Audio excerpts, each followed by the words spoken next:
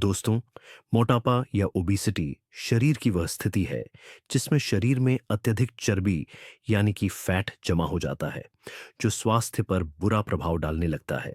यह केवल दिखने या सुंदरता की समस्या नहीं है, बल्कि एक गंभीर मेडिकल स्थिति है जो हृदय रोग, मधुमेह और हाई ब्लड प्रेशर जैसी बीमारियों के जोखिम को बढ़ा देती है।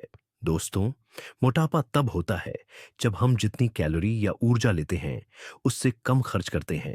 इसके कई कारण हैं, जैसे पहला, असंतुलित आहार, अधिक मीठा, जंक फूड, कोल्ड ड्रिंक्स और तैलीय भोजन का सेवन।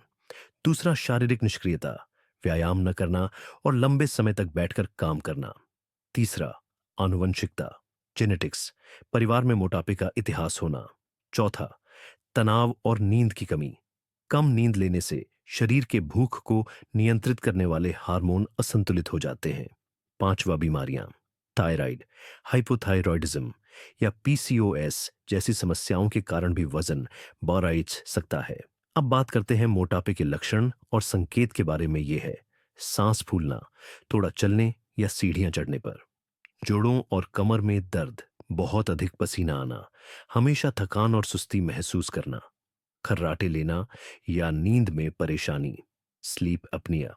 दोस्तों, यदि मोटापे को नियंत्रित न किया जाए तो यह शरीर के महत्वपूर्ण अंगों को नुकसान पहुंचा सकता है, जिसके कारण हमें कई तरह की स्वास्थ्य समस्या हो सकती है, जैसे हृदय रोग, नसों में चर्बी जमने से हार्ट अटैक का खतरा बढ़ता है, टाइप 2 डायबिटीज, शरीर इंसुलिन का सही उपयोग नहीं कर पाता, कैंसर, कुछ खास तरह के कैंसर जैसे पेट और स्तन कैंसर का जोखिम भी रच जाता है, लिवर की समस्या, फैटी लिवर होने की संभावना रहती है।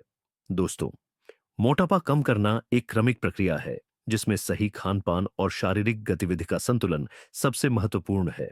यहाँ कुछ प्रभावी और वैज्ञानिक तरीके हम आपको बताते हैं। पहला, आहार में बदलाव, डाइटरी चेंजेस।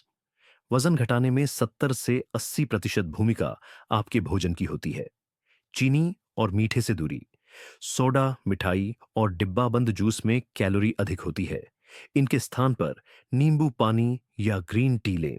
प्रोटीन बढ़ाएं, दालें, पनीर, अंडा और सोयाबीन को शामिल करें। प्रोटीन आपको लंबे समय तक पेट भरा हुआ महसूस कराता है। फाइबर युक्त भोजन, ओट्स, दलिया, हरी सब्जियां और फलों का सेवन करें। यह पाचन सुधारता है और वजन कम करने में मदद करता है।